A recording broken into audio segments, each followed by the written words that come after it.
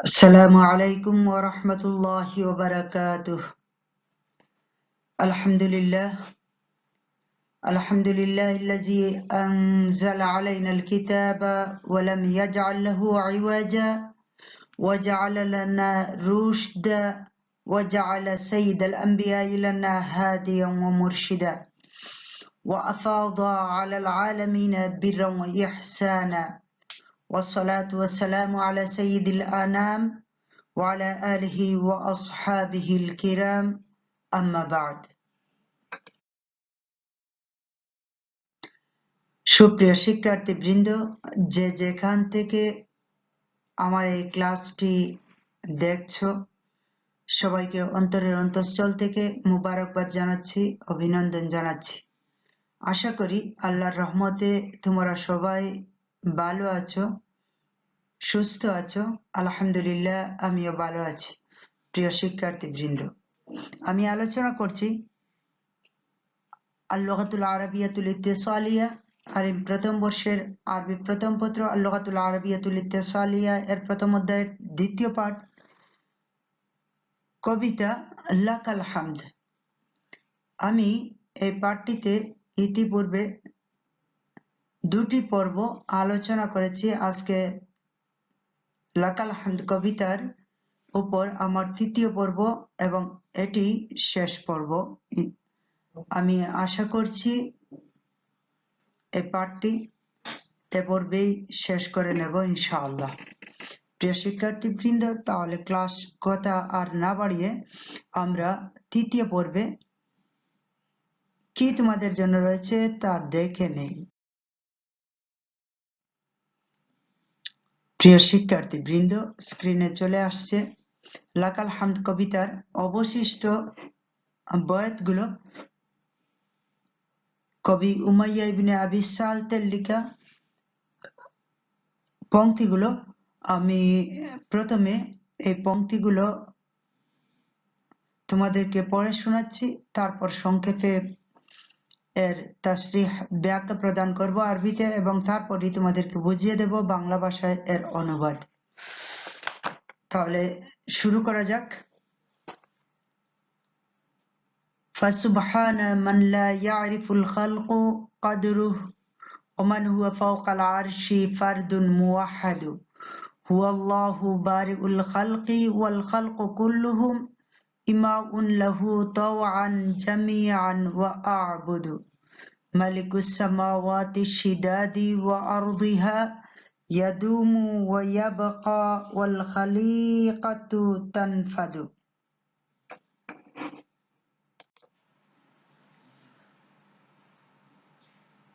أيها المتعلمون، دقق النظر إلى هذه الأبيات.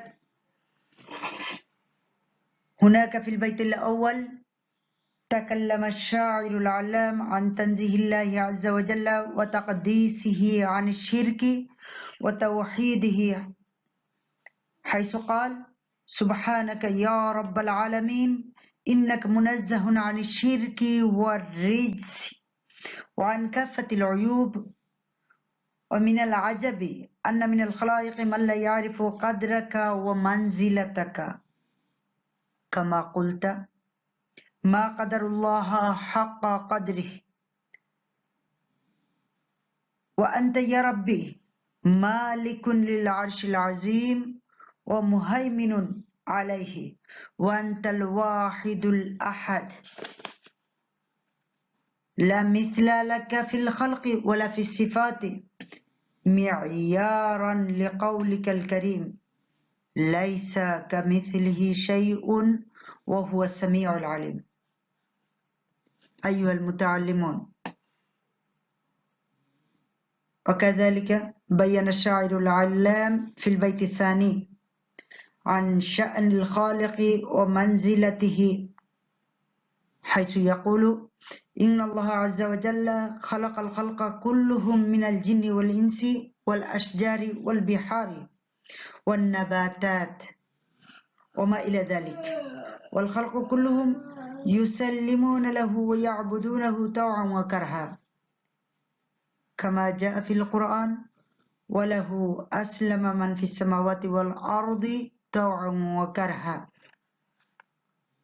وكذلك في البيت الثالث أراد الشاعر العلام الإشارة إلى وسيع ملكوته وبقاء وجهه تعالى إلى أبد، حيث قال: إن الله عز وجل هو مالك السماوات السبع الشداد الغلاظ والأرضين الواسعة التي تحتها، هو مالك الآفاق كلها، وهو حي لا يموت ولا يفني، بل يدوم ويبقى وجهه الكريم، ولكن الخلق جميعا يفني يوما بأمره بلا شك ولا ريب، كما صدقه قوله تعالى: كل من عليها فان ويبقى وجه ربك ذي الجلال والإكرام।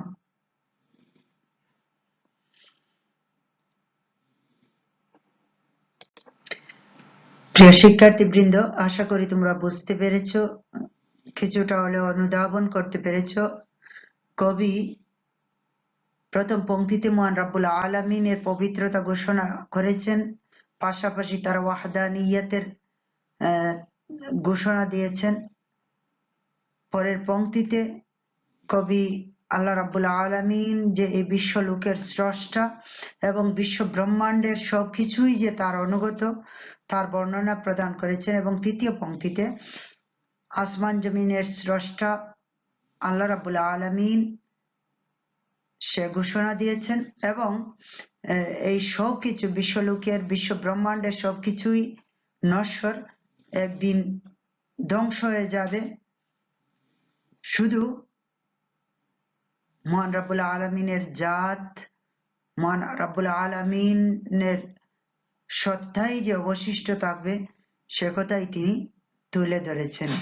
যাক, এবার আমি তোমাদেরকে এই ইবারত গুলোর বাংলা অনুবাদ অর্থাৎ শাব্দিক অনুবাদ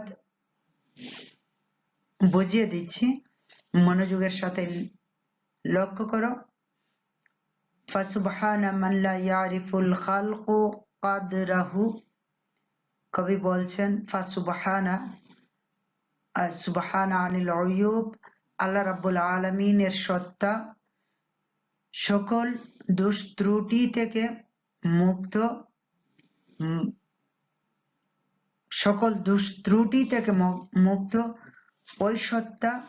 লা ইয়ারিফুল খালকু কাদরাহু, লা ইয়ারিফু পরিচয় করতে পারে না, আল খালক অর্থাৎ সৃষ্টিকুল, কাদরাহু তার মর্যাদা। পুত পবিত্র ওই সত্তা যার মর্যাদা সৃষ্টিকুল উপলব্ধি করতে পারে না।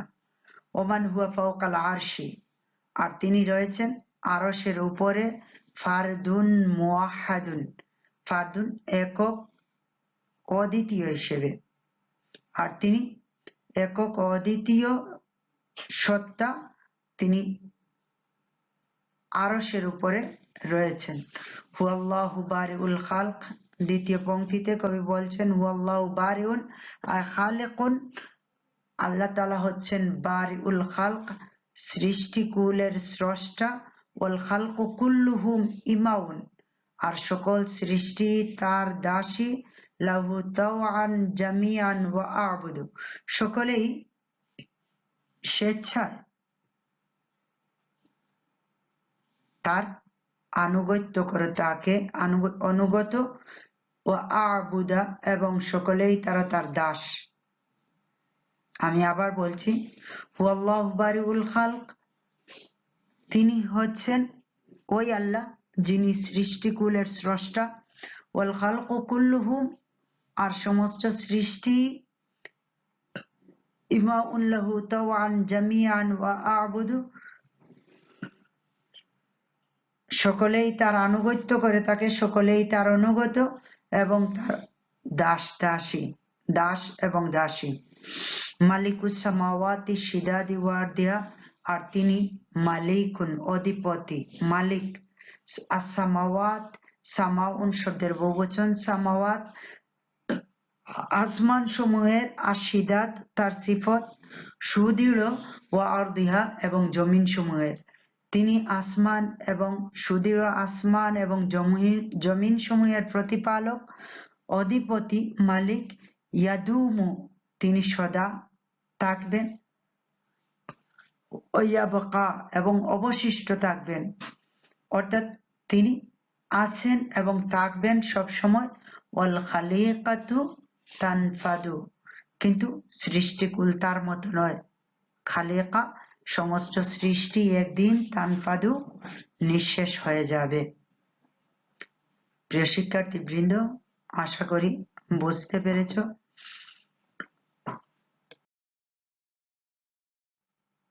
প্রিয় শিক্ষার্থী বৃন্দ, আশা করি তোমাদের জানা আছে যে কবিতা থেকে পরীক্ষার জন্য 3 ধরনের প্রশ্ন নির্ধারিত হয়ে থাকে। প্রথমত বড় প্রশ্ন, একটি বড় প্রশ্নের উত্তর দিতে হয়, রচনামূলক প্রশ্নের উত্তর দিতে হয়।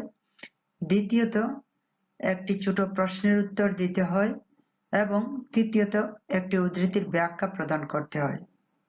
বড় প্রশ্নের জন্য নির্ধারিত মান 10, ছোট প্রশ্নের জন্য নির্ধারিত মার্ক হচ্ছে 5 এবং ব্যাখ্যার জন্য 5। আমি সে আলোকেই পরীক্ষার উপযোগী কিছু প্রশ্ন তোমাদের জন্য নির্বাচন করেছি এবং একটি উদ্ধৃতি ব্যাখ্যার জন্য নির্বাচন করেছি। তাহলে চলো সেগুলো দেখা যাক।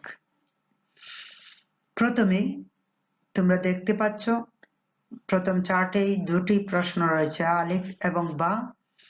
এ দুটি প্রশ্ন হচ্ছে বড় প্রশ্ন। প্রথম প্রশ্নটি হচ্ছে উক্তুব নাবযাতাম মিন হায়াতি শাইর উমাইয়াত ইবনু আবি সালত, অর্থাৎ প্রশ্নটিতে কবি উমাইয়া ইবনে আবি সালতের জীবনী চাওয়া হয়েছে। তুমি লিখো উমাইয়া ইবনে আবি সালত এর জীবনী। দ্বিতীয় প্রশ্নটি হচ্ছে উক্তুব বিল আরাবিয়া খুলাসাতু কসিদাতু লাকাল হামদ লি উমাইয়া ইবনে আবি সালত, তাতে চাওয়া হয়েছে লাকাল হামদ, উমাইয়া ইবনে আবি সালত রচিত লাকাল হামদ কবিতাটির সারাংশ লিখো। এই দুটি বড় প্রশ্ন, দুটি প্রশ্নই কমন ফাইনাল পরীক্ষাতে বা আভ্যন্তরীণ পরীক্ষাগুলোতে এই দুটি প্রশ্ন থেকে বড় প্রশ্ন আসতে পারে। এবার দেখি ছোট প্রশ্ন। 3টি প্রশ্ন আমি তোমাদের জন্য নির্বাচন করেছি। বিভিন্ন পরীক্ষাগুলোতে প্রশ্নগুলো এসে থাকে। প্রথম প্রশ্নটি হচ্ছে লিমাযা নাহমাদুল্লাহি সুবহানাহু ওয়া তাআলা কুল্লা হিনিন, তার অর্থ হচ্ছে কেন আমরা আল্লাহর প্রশংসা করব সব সময়, আমরা আল্লাহর প্রশংসা কেন সর্বদা করব। দ্বিতীয় প্রশ্নটি হচ্ছে মান হুয়া মালিকুস সামা, আসমানের অধিপতি কে, ও মাযা নাফআলু লিইজ্জাতিহি, আমরা তার সম্মানে কি করে থাকি। তৃতীয় প্রশ্নটি হচ্ছে উক্তুব আওসাফুল্লাহি তাআলা কামা যাকারা শাইরু ফি কাসিদাতিহি, তুমি মহান রব্বুল আলামিনের কিছু গুণাবলী উল্লেখ করো। কামা যাকারা শাইর, যা উল্লেখ করেছেন কবি, ফি কাসিদাতিহি, তার কবিতার মধ্যে।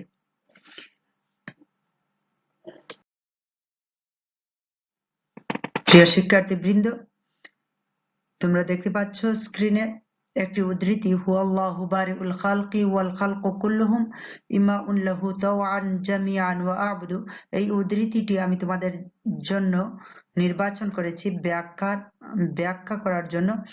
তোমরা আশা করি যে প্রশ্নগুলো আমি উপস্থাপন করেছি কিংবা এই ব্যাখ্যার জন্য যে উদ্ধৃতিটি উপস্থাপন করেছি তোমরা চেষ্টা করবে আয়ত্ত করার জন্য প্রতিটি প্রশ্নের উত্তর এবং এই উদ্ধৃতিটি। আশা করি যদি তোমরা খুলাসা অর্থাৎ সারাংশ, কবিতাটির সারাংশ শিখে ফেলো তাহলে তোমাদের জন্য যে কোনো উদ্ধৃতি ব্যাখ্যা প্রদান করা কঠিন হবে না। আশা করি চেষ্টা করবে, ধীরে ধীরে সবাই শেখার জন্য চেষ্টা করবে প্রতিটি প্রশ্নের উত্তর। কথা আর না বাড়িয়ে আজকের ক্লাস, আজকের পর্ব এখানে শেষ করছি। আমি আশা করব যদি আমার ক্লাসটি ভালো লেগে থাকে তাহলে লাইক এবং পরামর্শমূলক কমেন্ট করবে, শেয়ার করবে এবং আমার চ্যানেলটি সাবস্ক্রাইব করবে। আল্লাহ হাফিজ। ইনশাআল্লাহ পরবর্তী পার্ট নিয়ে